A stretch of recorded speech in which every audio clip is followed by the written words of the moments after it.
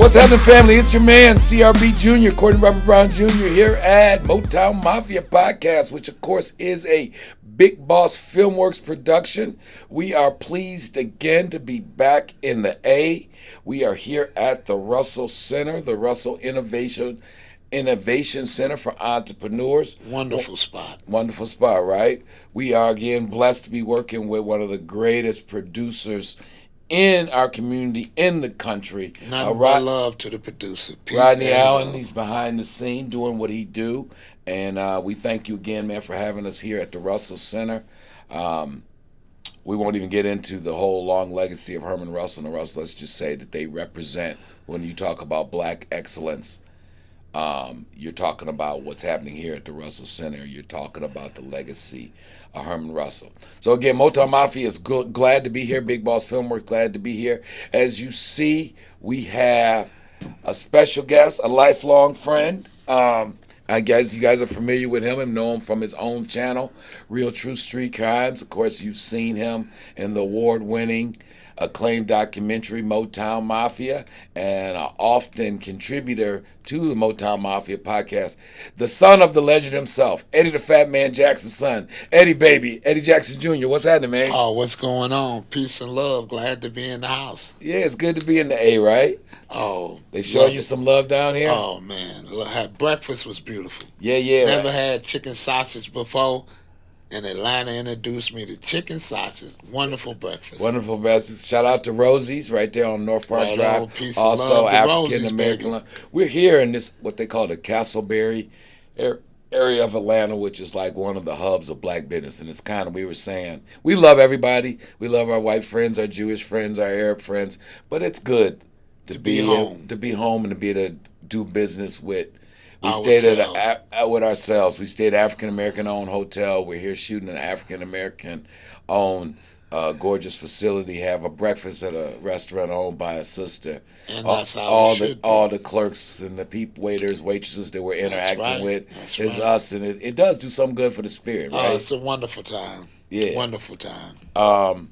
So again, before we get started, please, guys out there, hit that like, share, and subscribe button if you're seeing us on YouTube. We're, of course, also on TikTok. We're on Facebook. We're on Instagram. Go over to Patreon. We got some hot stuff over there. We appreciate all the love and support as the channel continues to grow. Yes, sir. But, you know, many parts, Eddie, of the story about your dad, my dad. Let's get to it.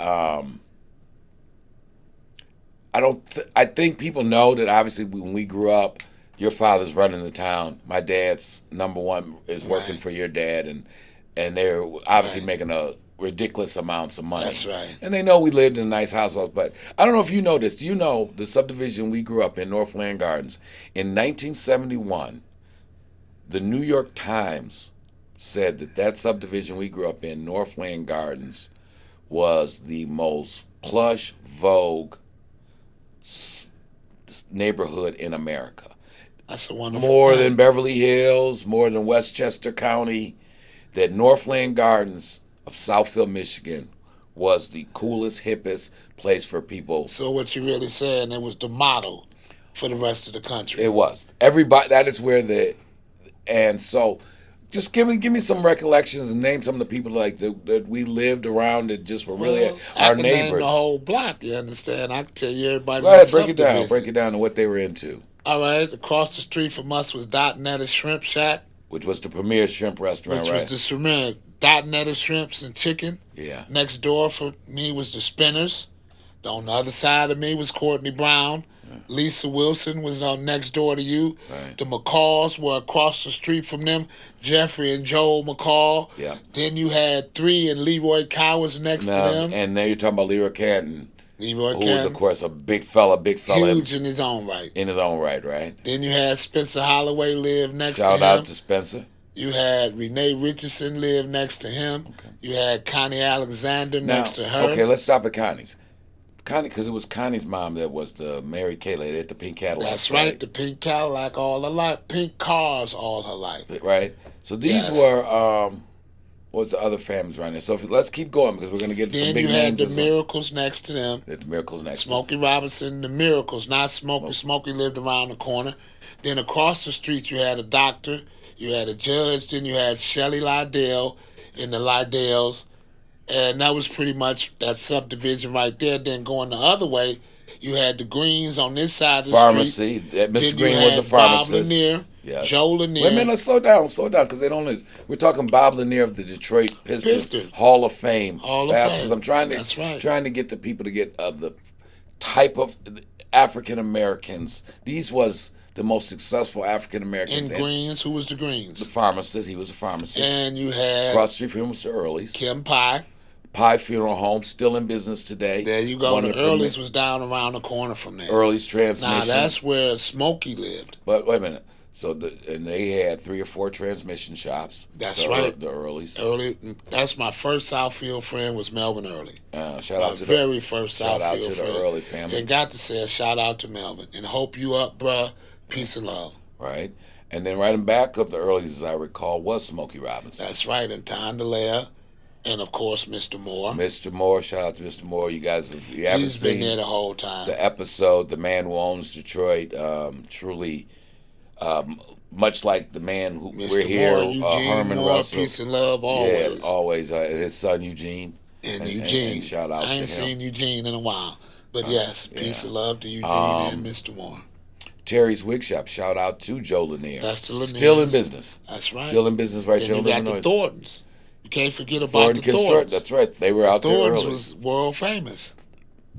That's right. Some of the other people that weren't quite in Northland Gardens, you had Donnie Simpson, who was the premier. Oh, the Simpson. He was a major radio. My babysitter was going with Donnie Simpson. Kathy Wilson was going with Donnie Simpson. That's right. That's right. And I used to see Donnie Simpson at times stop by the house when Kathy would be babysitting us. Right now, so even though we named a lot of blacks, when we went to school, there was not that many African Americans. No, it was only Connie, Renee, the Greens. So you got John Green, Rhonda Green. All right. Okay. Yeah. And now your house and my house was kind of both the recreation we were next center. Door. Well, the recreation center The for whole the neighborhood hood came by to play, right? And your father was ringmaster. right. But in your house, I mean, there's an Olympic-sized swimming pool in your backyard. Right. There's a jacuzzi steam pool Right. in your backyard. Correct. There's also another basketball court in your house, even though we played most of the time we At played. your house, but I had a court too. Right. Yeah. And so, like you were talking with shouting again to Spencer, you taught some of the kids in the neighborhood like how to swim. Because you've been swimming all your life. It was natural. I just jumped in the pool and started swimming. Right. Yeah.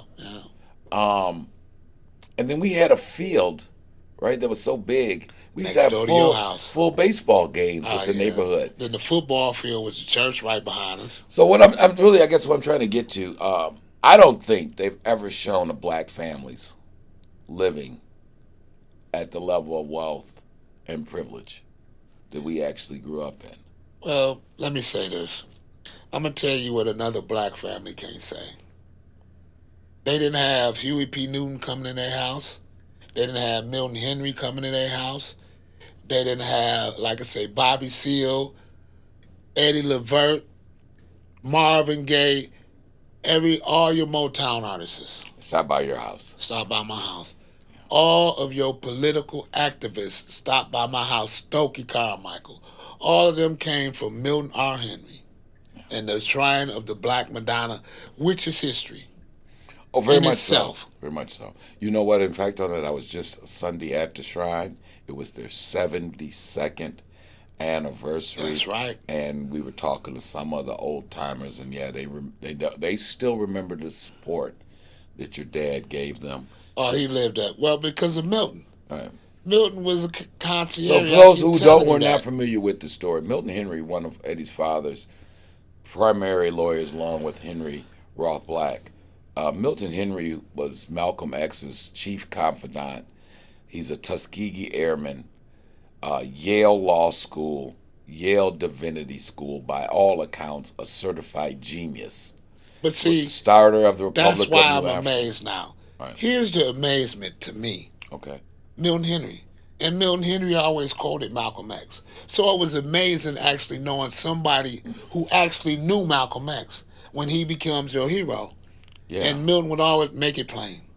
Yeah, man. And that's the great thing of the story, the people in the story. It's world class. Nobody else can boast the people that came from Muhammad Ali, the greatest in the world. Exactly what you said. He is the world's heavyweight champion. He is at Largo. He let Joe Weaver, a Now slow it bumbling down, but they clown. don't know who Joe Weaver is. So give them the whole I'm story. giving him the Who's name. who's Joe Weaver? Joe Weaver was in my father's crew. Okay. He was a photograph man who was working at the 20 grand. And he loved Eddie Jackson so much when he come in at 20 grand and put on the show. Because my father was a huge tipper. If anybody know Eddie Jackson, there's one thing about him. He was a huge tipper. And because of that, Joe Weaver said, I want to be a part of your crew. I want to be a part of your crew. So Joe Weaver was really a run man for my pop, and he was my bodyguard. And your father loved him because he spent more time at me in your house than anybody else in the crew. That's a fact. Anybody else in the crew. So Joe Weaver out at Largo's. Muhammad Ali, the world's heavyweight champion, is at Largo. Joe Weaver knew how much my dad loved Muhammad Ali, and he knew the kind of brownie points he would get from Eddie Jackson. Bringing Muhammad Ali to his house personally, man, all I can tell you is you would have to imagine for Muhammad Ali to leave Largo's with Joe Weaver, who I just explained to you who he was, and come to Eddie Jackson's house. That says something. That is saying He something. is the most known man in the world. And just for Ronald the record, McDonald, the president, Muhammad your Ali dad was wasn't more home. known than them. Your dad wasn't home that night, He wasn't home. and my father wouldn't let him in our house. There you go. So we can both say your dad stood up the greatest, even though he didn't stand up. He didn't know he was coming. And Joe Weaver was such a prankster that my father didn't take him serious. That he had Muhammad Ali at our door. But he took a picture too. But to the next day, yeah, He took a picture so that he'd be believed. He did. Oh yeah. Yeah, If you, he so made sure he read, got a read, photograph. read. I mean, he gave you the in photograph. the book, you can see that photograph of Muhammad Ali There and you Joe go. Weaver. Unbelievable. There you go. But on our childhood, to keep it moving, it was March 16th, 19. But add to it, Milton Henry was also Muhammad Ali's lawyer. Yes. Yeah. Add that to it so they understand that. Yeah. I mean, Milton Henry is a huge figure just in Well, the whole as I American said civil before, rights movement. My father's legal team had the biggest cases in the country at that time. They had the Patty Hearst case. So you're talking about F. Lee Bailey, you're talking about H. Ross Black's partner. They wrote the book of law. Correct. Go to the library today and look it up. F. Lee Bailey and Henry Ross Black wrote the book of law. Okay. So, And at that time, as I was about to say, they had the 4 biggest cases in America. Patty Hearst, the biggest madam in New York, the biggest biggest narcotics case in America at that time, which was Eddie Jackson. And they also had one more. the Boston Strangler. No. They had the Watergate scandal with Richard Nixon. Right. That's why anytime my pops wanted to get a message to Richard Nixon, all he had to do was tell Henry Ross back. All right. Let's go to March 16th, 1973. Cover of the Detroit News. Okay. Eddie Jackson, king of dope, lives in posh fortress. How did that, when the newspapers got a hold of your father, my father, and our dad's pictures are all in the paper, how'd that affect you, kind of growing up as a child? It made my life a living hell. Okay. I hate Southfield schools to this day because of it, like your sister. I caught hell behind that shit. It was not a good experience for me. I was called a young doper kid, and I didn't even know what dope was. Kids can be mean. Very mean. Kids can be mean. Very mean. So that was kind of the downside. So on one hand, you got we're living this life of luxury, but then you have to deal with this media thing, and we're kids, and the media is portraying It's vicious. is just Well, is depicting look at our the truth. I wound up in the newspaper. yeah.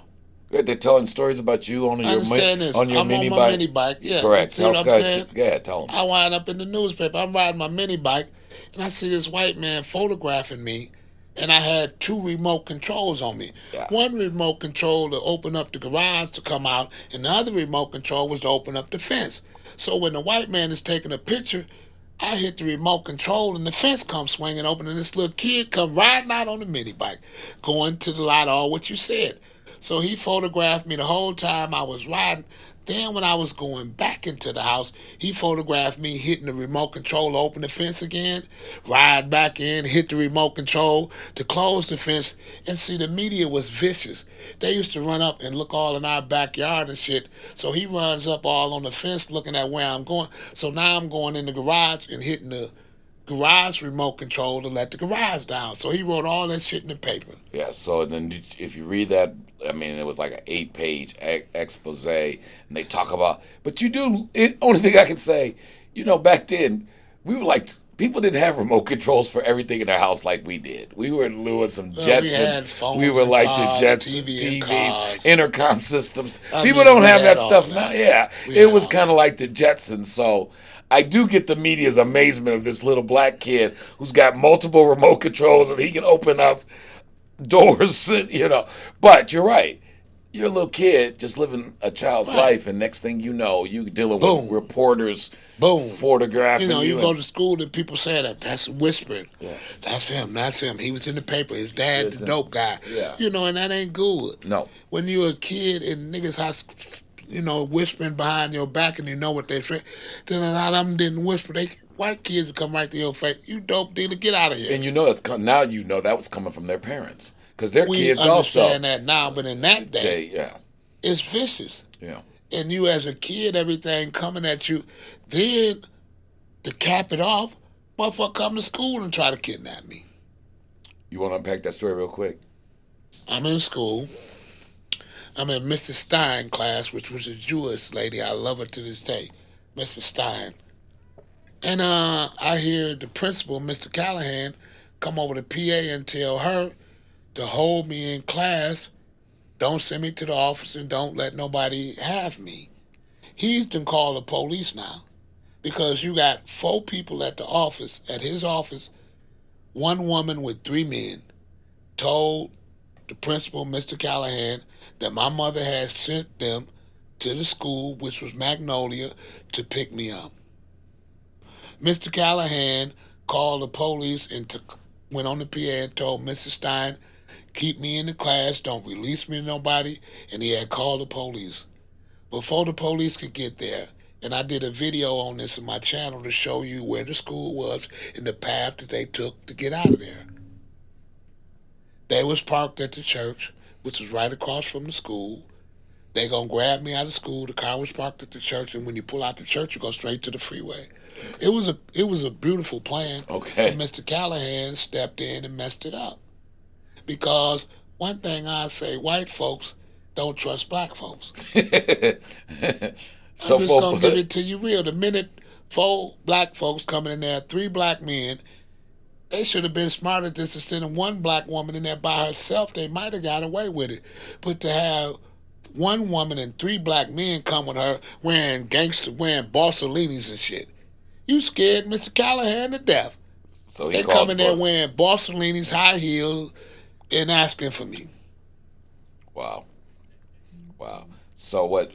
They called your mom then? How they? Well, they called the police first. They called the police. Then they called my mother. The police got there immediately, and like I told you, they got the fuck hat. The police couldn't even catch them. They got out. They got away before the police could even get there.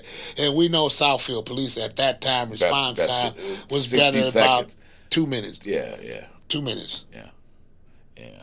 And Wow. they beat that. So the minute Mr. Callahan went on the mic and told Mrs. Stein to keep me in the classroom, they must have heard that and said, hey, we got to go. He ain't calling Eddie to come to the office. He telling her to keep him there because he calling the police. Okay. So we're gonna keep it moving because we kind of that's a great Roll way. it on. Roll it on. Great We way of kind rolling. of the environment we grew up in, childhood, that kidnapping story. So much Wonderful. is going on again. That newspaper thing. Because I'll just give you a quick on mine. So I pick up the paper that day, and our routine was I'd go to your house and we go to the bus stop together. The bus was right in front of my house. right. My house was the bus stop. So I pick up the paper and I see our dad. I see no that first You that first seen the story, the house. houses. I see your house and my house on the front page of the paper. I'm a little boy. I'm I'm 5 years no, old. no. You were about I was in 7. kindergarten. I You was were in in Mrs. kindergarten. Stein Yeah, class. yeah. You're right I was because in I'm in second kindergarten. grade, right? And you So older than me, right, so. right. So it doesn't hit me again as a kid. I'm not processing it until we got on the school bus that day and it hit me. Everybody else got the same paper that we got. I didn't Then get that. you didn't. It didn't register to you that I had everybody I didn't else. even know the house was on the paper. Okay. I didn't know none of that. I got on the bus, and every goddamn body on the bus was whispering When, and looking at right, me because their and parents. pointing and Right. shit, whispering at me. So I really didn't understand what was going I on if it did, was but I on the didn't. paper. Again, what? Then when I got to recess, and she told me I was a little doper kid, get the fuck out of there. You know they didn't want no doper kids. And then it started to dawn on me because I kicked her in the back. And Mr. Callahan, she ran to the principal and told him that I had kicked her in the back. Mr. Callahan came and got me and asked me why I kicked her in the back. And I told him because she was calling me a little doper kid. And Mr. Callahan looked at her and called her parents and told her she was in trouble. Yeah. So on that, and we will transition out of this.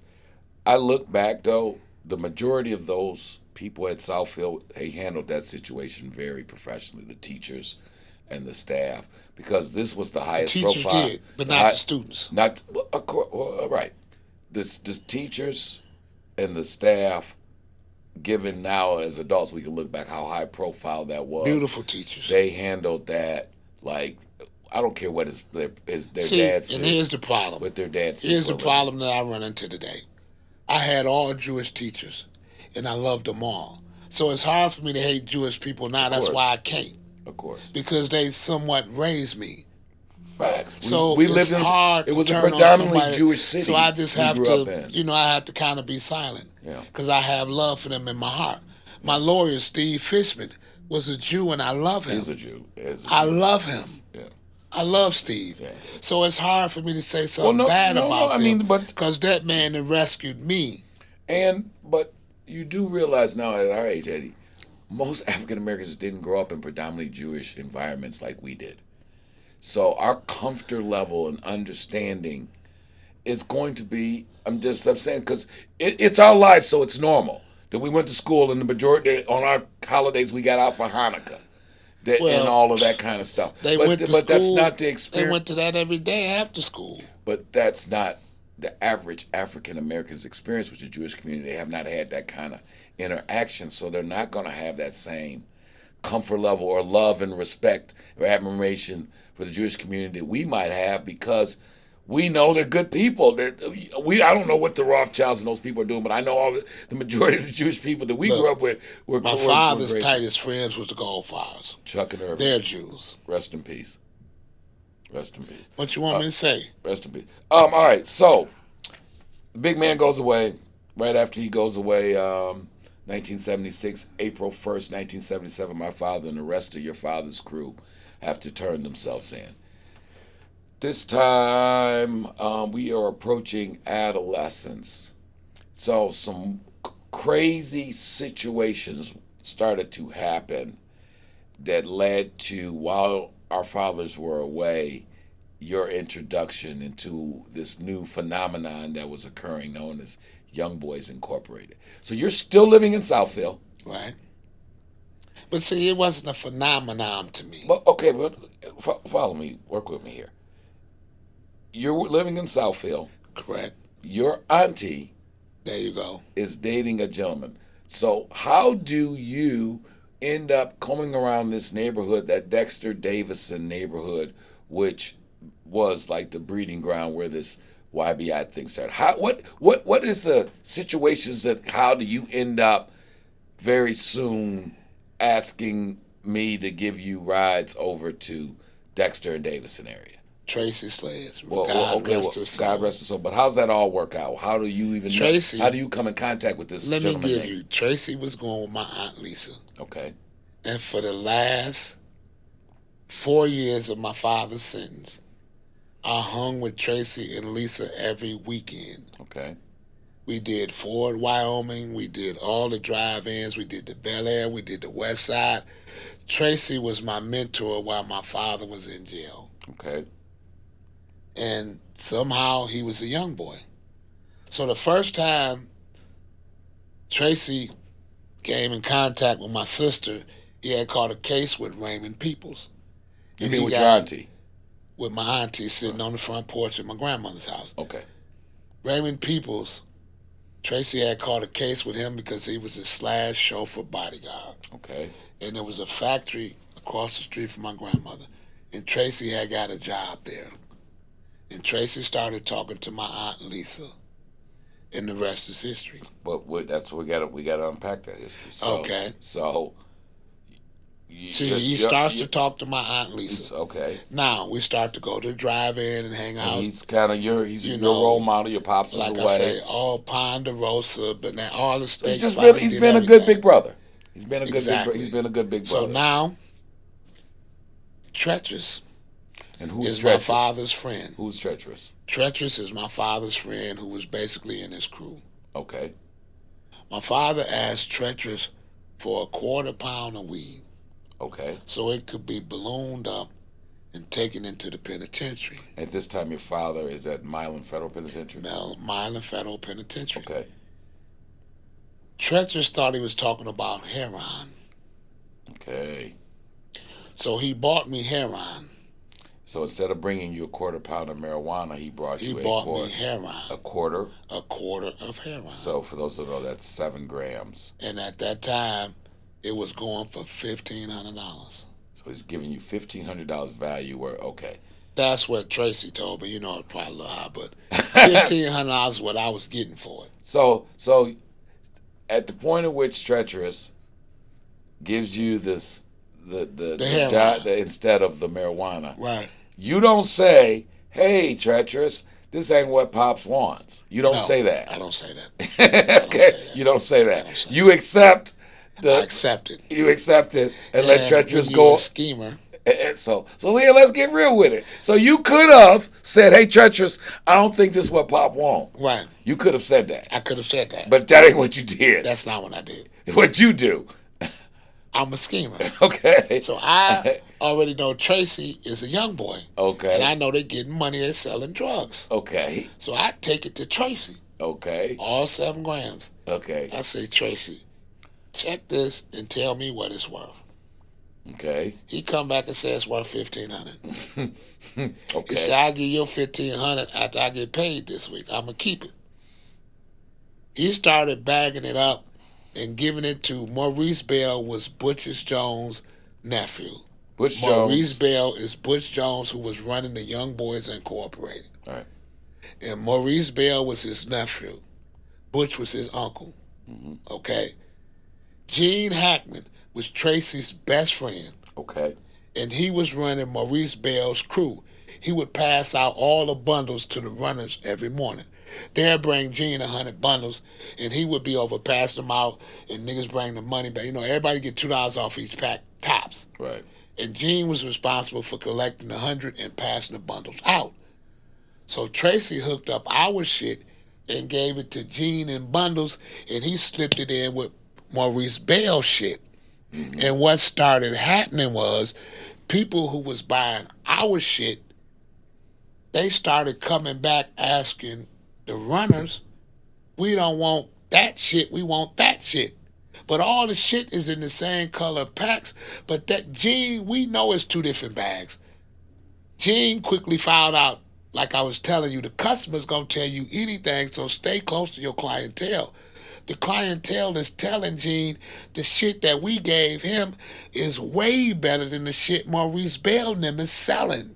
Mm. They want that, but it's mixed in with his shit.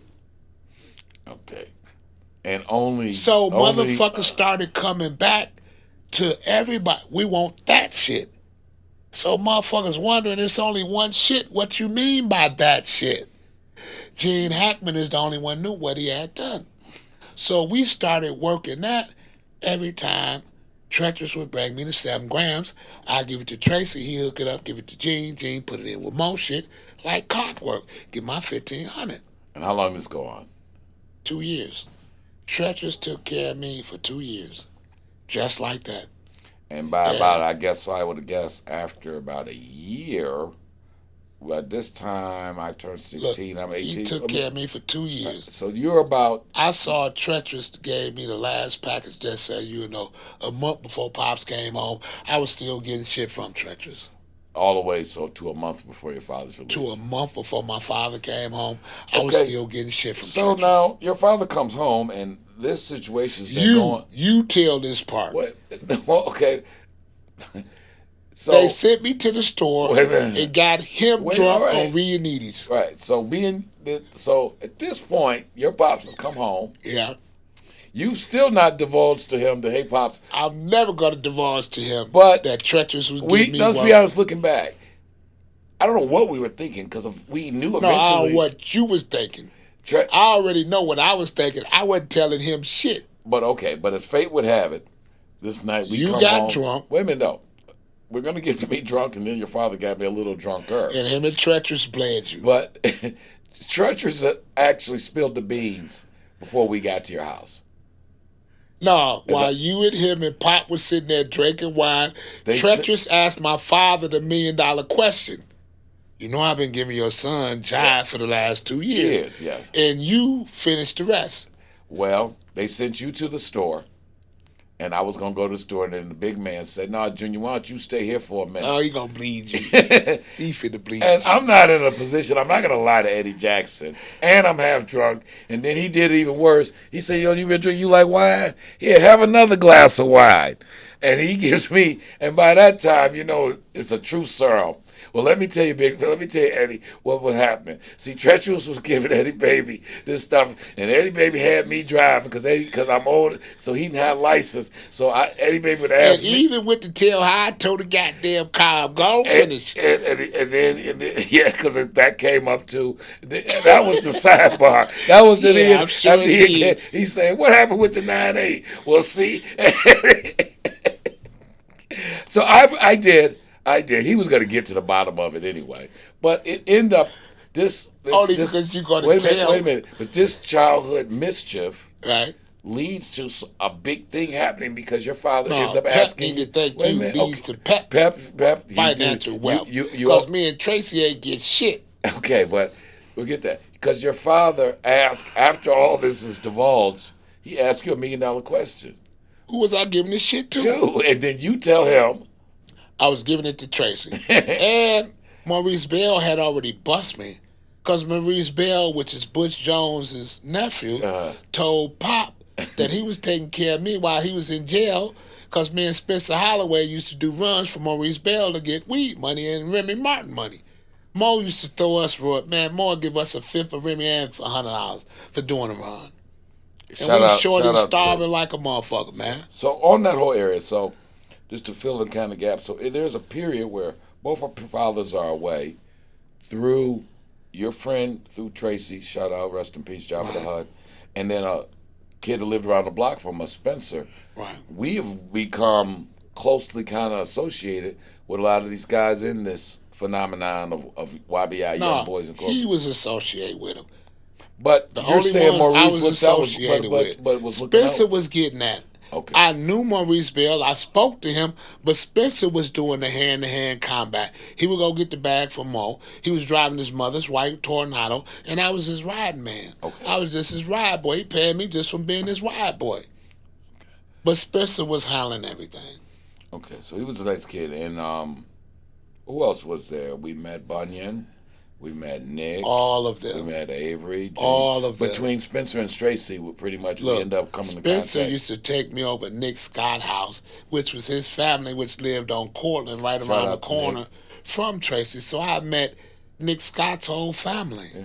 Yeah. I Nick. was Spencer's man. We go over Nick. That's his family. When they used to have cookouts and shit, Nick was my man. Man, we used to ride with Nick and thought we was the shit. Nick put us in that burgundy Jag and that motherfucking Radar with the top off, man. Nigga, we thought we was young boys.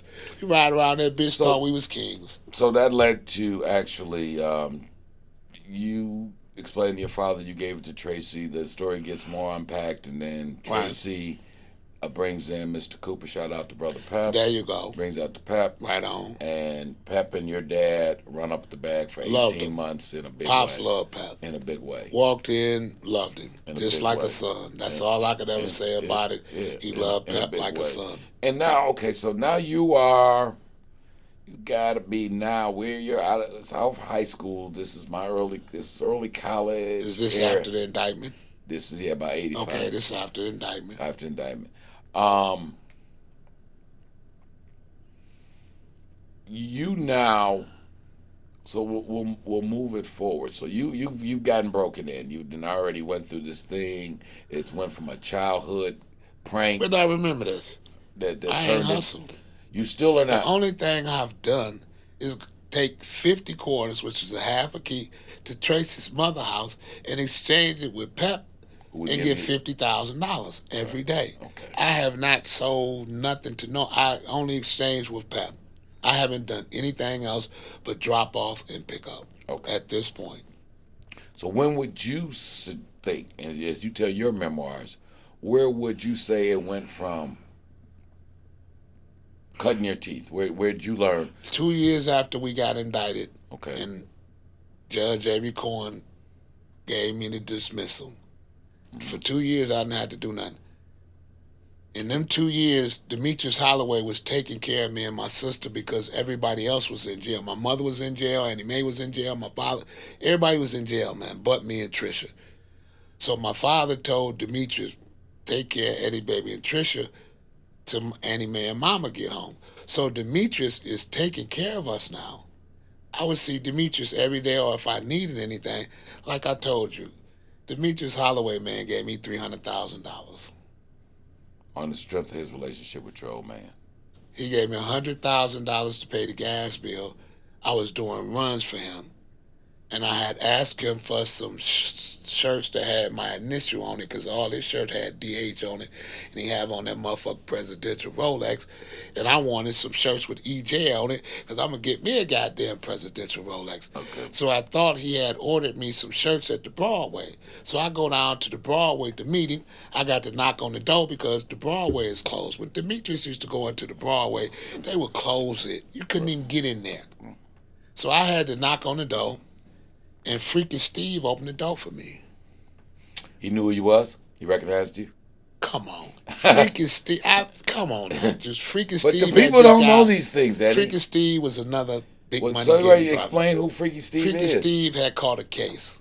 And every day during the trial, Freaking Steve used to go to court in a limo. Every day during the trial, Freaky Steve used to go to court in a limo. Because he's a Detroit legend, but there's people out here who don't know who Freaky Steve is. Well, I'm just telling you, he's a project legend. But see, there's two Freaky Steve. One with the white boy Rick shit, which ain't the Freaky Steve I'm talking about. He's not the famous. So let's clarify You're talking about the famous Freaky Steve. The Freaky Steve I'm talking about is not the Freaky Steve that was in the white boy Rick movie. Right. The Freaky Steve I'm talking about is Huckabuck's partner. The legendary Project Freaky Steve. The legendary Project Freaky Steve. There we go. Okay. So for 2 years, rest in peace. And I go down there. I told you he gave me $300,000. Right. I went to the Broadway. Think he finna give me some shirts for Christmas. Mm-hmm. And he gave it to me like, in a shirt box like it was wrapped. And when I got home and opened, there was $100,000 in there. I thought it was shirts because it was in a shirt box. Okay. So he gave me $100,000. Man, we had been like I tell you, at this time, I was moving to Ken 7 hours in nickels. I stayed at the cook-up table, either cutting up. But wait a minute. You moved fast. 2 years you're not working. The reason he gave me the $100,000 bonus like your father is because I had been moving the crowd. I was moving a key in 7 hours. Plus. So wait a minute though. You've already, then this is after the 2 years of him looking out for you. Now you're kind of working with him. Now I done got a chance to get my gloves wet. Okay, so walk us back there. I know, but me and you have I'm finna walk it through it. Right. Me and you started hustling. Right. We was fucking with a guy by the name of the Pope. Yes. And we was at Hood's Tire Shop. Every day we was out there trying to sell nickel rocks. Yes, we were. Long story short, it didn't work. Okay. You decided to leave. Yes. I told you, as you said before, hey man, hang around. Shit gonna change. It can only get greater later. You said, hey, I got to go. You and Harry Tyler left. And Jerome came and got, see, after you left, I said in my mind, I got to play the only card I got in the deck. And what's that? I got to play the Joker and go up here and scream at Pops. Okay. So now I got to get the gloves taken off of me. Because at this point, I ain't touched no dope, seen no dope, or smelt no dope, or looked at no dope in 2 years. Okay. So now I got to go up there and get him to get Demetrius to give me something. So first he played me for 2 weeks because I had been getting high. Like you know, me, you, and Craig and them had been fucking We up, blew getting off a high, fortune in one fucking summer. smoking coke. And Demetrius had told my father that I was getting high. Okay. So now I had a chip on my shoulder with Demetrius because, you know, He didn't then ratted my you up. sister gave me Didn't up. ratted you But out. see, on this day, I got to thank my sister with everything in my heart and the Shout out to soul of Patricia. Demetrius And rest in because it peace, was DH. them two that changed my fortune. One got me off crack, and two gave me the opportunity of a lifetime. After he did So you that, holler at your pops.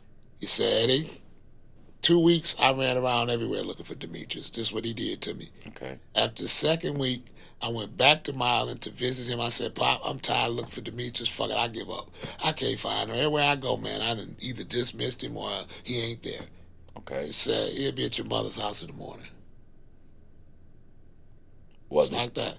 He's at my mother's house in the morning with a key for me. He gave my mother $10,000. He was at my mother's house in the morning, and she lived on Bartlett and Woodward. And he was there that morning. He gave my mother $10,000, and he gave me a brick of coke. Boom. And that started me. Fortunes changed quickly on French Road, did And they that not? started me. That started me. And then I went to French Road. But here's the key. Uh-huh. I never tried to sell weight. When he gave me that key, I wanted to start, I was selling dimes. But then I ran into the wrecking crew, which was Kevin Hill and Rico and them. Shout out to Them the niggas was selling nickels that was moving the crowd like never. So they started, Kevin Hill is the reason I started selling nickel. Kevin Hill taught me the nickel game. But I don't think, Which turned but out wait a to minute, be. as I recall, though, I think that whole DH run, you stuck with dimes. I mean, they were the size of golf Yes, balls. I'm telling you who switched me. Rico, the record crew, and Kevin Hill and them nigga, they might have been selling, and I ain't gonna lie to y'all, I'm gonna give y'all real motherfucking numbers. Kevin Hill and them at one time, bro, might have been selling $100,000 worth of nickels a day, because they had about 5 joints, nigga. Yeah. And I was serving them, bro. They went from $5,000 in the drought. When Kevin came to French Road, him and Rico was in a Mercury Mercure. It was black and gray. Kevin got out the car, ran up, and he said, Eddie, you got any cane, man? Because ain't nobody got none. I said, what you want? He said, man, he went out to the car the week he came back. He said, man, we got about $5,000. I had just cut the rubber and flipped it on the album cover. And when he came in, I had put it in the drawer because, you know, he coming in. When he came back in, I pulled it out, the whole key. I was actually there that day. The whole key. Yeah, on French Road. And I had the In the scale. front I said, room. what you 5,000? I gave Kevin $5,000 worth of shit. Kevin was back because it was a drought. Okay. Kevin was back that day to get 5 more. And the next day, nigga, they bought a key and started buying 2 keys from that point on. So you're pretty much full scale now. You Nigga, they went fame, fortune, and glory. When you ever heard rich from poor to rich overnight, I done seen it happen. Yeah. I done seen a nigga go from rich to poor or from poor to rich overnight, bro. I have seen it a few times. It don't exist no more in this game. You better hit the lottery. And after that, so just to keep it going. So you're full scale. The Childish Games of Man, I'm long old, ago, bruh. long Like I ago told you, past. it's Long a ago- drought, long- nigga. I'm long ago moving a past. key in 7 hours. Um, All I do is cook and cut. You run back and eventually you hook back up with my pops again on the deal. Demetrius had got killed then. Okay, That's after death so for Demetrius. DH passes. He got killed. And then I get robbed in New York. Okay, so I'm living in New York now at this That's point, right. And you're coming to New York to do your business. I'm coming to New York to look for a connect. Okay, and you find one. You gave me one. I gave you two, actually.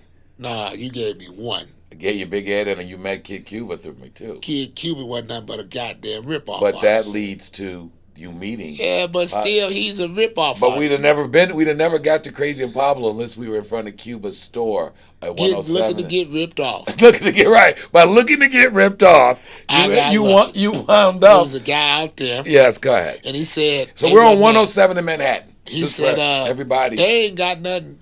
And they ain't got shit no way. They getting it from here. I take you over there if you pay me. Okay. And you know I'm game. And these are all Dominican gentlemen, right? Nah, this was like a brother. Because I'm supposed to be his cousin. Now, you know he had to look like me. If you, But how there's you a lot gonna of tell? dark Dominicans. Nah, man, you ain't gonna tell. See, you already scared. Where we going now? You gonna go there to be a Dominican and a black Mandingo, okay. and you gonna tell them I'm your family. Mm-hmm. So you know he had to be black, look more like me, Okay, to so tell him that we family. you go meet. You go with them. And We me, go with Pop, them. you went with me too. I know. I put tell the audience. So we go to meet these Dominicans. 126 in Lenox Avenue. Right. Right. And we're going to this apartment building. And my man tell him I'm his family and I want to buy something. Now, and they didn't let me feel just- comfortable at let me- first. Let me just stop here. So this is about 1992, just so Okay. people can put You in can perspective timeline it, 'cause how you got a much has better gone timeline, on. Right. right. So this within 92. So within 10 years, you have went from a childhood scam with treacherous, where you're supposed to being be indicted, to being have indicted. been indicted, You and a you wide started open federal up. indictment. You've hooked up Pep Cooper with your old man. That whole thing has led to an indictment and made a bunch of money. Got Yeah. indicted. You got out. You done hooked up with DH. You done hooked up with DH But and let all me the be way. honest. Right. The first motherfucker to put me back on was actually Maserati Red. Okay. D did it. D was responsible for it, but D didn't have Well, it. I'm trying to get the people up to how much is going on in our life in these just 10 years Okay, between okay. 82 All right. and 92. Well, you done been through the young boys. Yeah, you done I been mean, through the fat man. DH Oh, is man. come and gone. DH now back with your Now pop. you back, but no, before you get to Pop, now you're in New York Yeah. shopping for a plug. Yeah. You meet, we Big get up, Ed. we ain't even got to Big But Ed. remember now, you gave me the shyster first. Then you took me to the joint where the niggas had the gun and go escort you up the We do a stairs and bunch the of table. places. But, and so you've met two. So another friend of a friend, shout out to Big Head Indigo Blues. In fact, Oh, love the Big Ed. we just ran into Brother We got to Jay. give Big Ed His nothing shot. but love. That's That my whole, nigga. yeah. And I told you, I talked to him about a month ago. He gave his Yeah, regards to you. and I got to give my regards back to him. Um, Stay up, baby. Stay up. so you got two plugs now in New York. Yeah. So, I mean, you got Crazy and Pablo, Yeah. and you got Big Ed and Indigo You Blues. turned me on the Big Ed. Now, unfortunately, the Crazy and Pablo thing goes south Yeah. because you didn't. Crazy and Pablo had told I you didn't early. listen. I was hard. They told you Don't when you never go, do when you come up business on the block, only unless you, stay there. Don't do business with nobody else but them. Just leave and come back there. Be there. and sooner or later. but you decided one day you went up to the block. Fucking with Craig. Okay. 250. Okay. Because he rushed to get back home. Because he didn't want to go in the first place. Okay.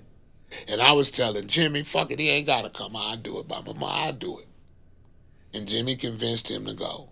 And when he got there and got home and called home, another nigga in his house. So he's So now he's sucker. He trying to get home at that. I got to go right now. I can't even wait to finish the move. He didn't even want to wait to finish the move, man. He didn't want to get on a bus, man, to go home. You go ahead on finish that. Seriously. So now he didn't put me in a fucked up spot. Side note, that's a problem because you're playing life and tough, real serious business. Yeah.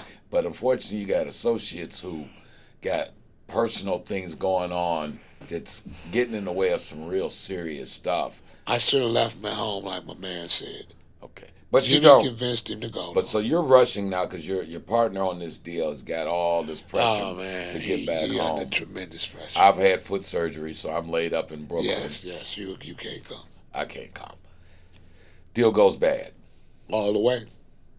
Pablo and Crazy aren't there. You decide to do Lose business. everything. All right. Come back home. Salvage what you can. You holler at my old man. One of my old man's associates actually gave you a breadcrumb that something might be going on. Yeah, Rest in peace, Donald. yeah. Cause see, all that money got taken in the robbery. Right. All the shit I made through dying, and all that money got taken in the robbery. Robbery. Boom. Okay, so you come back and tell my old man. I done got robbed in New Yeah. York. You know what you doing? Right. He tells you. Pops tells you. I already knew, but he tell me I got some in now. Yeah. Now I'm really looking for the shit I got from dying. Right. And get that shit, and it wasn't that. Okay. And I came back and told him, you ain't got nothing better? Okay. And he said, I tell you what we gonna do. I tell you, I'm gonna do something else for you. Cause you got a spot, try this. Cause he knew I was selling dime nickel stones at the time. He knew I was banging. Right. So he said, since you got a spot, let me make up some bundles. You take them over there and see what they say. That was it. The first bundles, man, that was it. That was it. Cocaine was over. That was it. The cocaine I had, that shit I bought back, I set on the shelf and wound up giving to Jimmy. That's how fast that shit took off. I'm talking about when I got the first few, nigga, from that on, it just only got bigger. So you and Pops have about a 4-year run. And you guys make a fortune. Yeah, we had a hell of a phone. Yeah. We had a classic phone. Yeah. We had a classic phone. Right. Again, we are still relatively young men. We're in our 20s. Yeah. You know, you look back, man. Now, you know, as we older middle-aged guys, world was a lot different then, man. Well, We were. than it is now, true. Yeah, I mean, we were Brothers was touching more money. so much more. That's what I'm saying. There was so much more money floating in our community. There was so much just more money in America. Man, I can tell you this. Right. Half the shit we did, motherfuckers really don't even believe it because they can't even imagine it based on the shit they do now. Okay. They can't even see a motherfucker making, man, $1,300,000 a week between Al's place and 3 spots. They can't believe that, man. Yeah. These niggas can't believe you took Field and Townsend, French Roll, Mac and McGraw, and Al's Barbershop, and you making $1,300,000 a week. No, the economy's not like that in our community. It's actually what leads to the rappers making up these. That You know, those kind of numbers make a nigga, they don't believe it, but it's real. It happened. It happened. You know, those are real numbers, real facts. Yes. And, you know, a lot of the shit, which is so sad, the federal government can back me up on. That's why I always ask everybody, go over and check out Spotify, Crime Town, Kingpin's Kids. So you can hear the actual FBI officer tell you. Then maybe you'll believe it. Well, I mean, again, in our case, and I can't speak for the rest of social media. Most of the things we talk about, yeah, we're not telling. If you don't believe what we're saying, the government will tell you the same thing, because It's government. it's public. on record. It's public It's on information, record. and the It's scope, on record. the It's scope, documented. the scope and scale of the It's things we documented. did and the people we were doing them with. It's documented. Because man. lots of people went to jail. That there's been a lot of indictments and cases. It's been a lot of everything. There's been a lot of I mean, it's been a lot of everything. a lot of everything. A lot of police, a lot of killing, man. It's been a lot of everything. Crooked cops.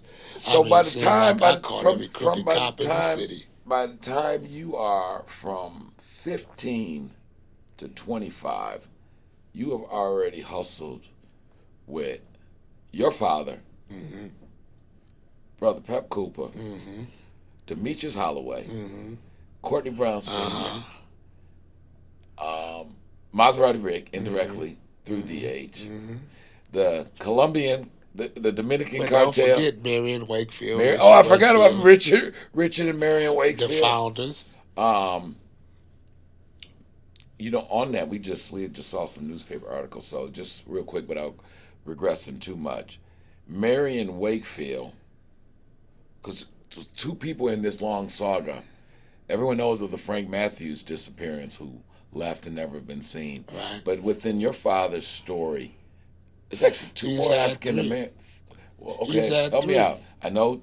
First one You is got John Classic. John Clax, his first You blood. got Frank Matthews. That's right, And you because got Marion your Wakefield. father, all Seen three. Frank before he left. Yes, And actually, Frank caught from him before before he he left. left. So 3 of the African American kingpins and 1 queen pin who actually have fled and never have been seen again. All 3 still on The the most Run, on the and on most the wanted FBI's most most wanted wanted list. Take list. a look today. Yeah, Take a look today. we John Klassen Marion Wakefield and Frank and Frank Matthews. Matthews. All of them still on the most wanted list. You had a very eventful life, Mr. Jackson. We ain't even got we won't be able to get through it all in this For me, setting. that was normal. Yeah, and that's what I want to get. When you're living it, it just seems normal, right? Yeah, Again, so you guys can reach Eddie Baby. He's Eddie Baby on Instagram. yeah, He's Real True Street Crimes on YouTube. yeah, He's got a yeah, Patreon channel over there yeah, also. yeah. Again, you can check him out also in our library at Big Boss Filmworks. You can see him on. We did a great actually series on the $100 million Dope House, Okay, where you know, right. and you got some classic footage. You can Yeah. see him right there on his block. So we love what we're doing. We got some good stuff coming. Um, I just thank you, brother. I always enjoy it. It's a Man, I blessing. enjoy to It's a sit down and blessing. kick the game and kick over old times, man. All right, it's your man, CRB Jr., Motown Mafia Podcast, Big Boss Filmworks, doing what we do. Holla at your man. Peace and love. Peace and love.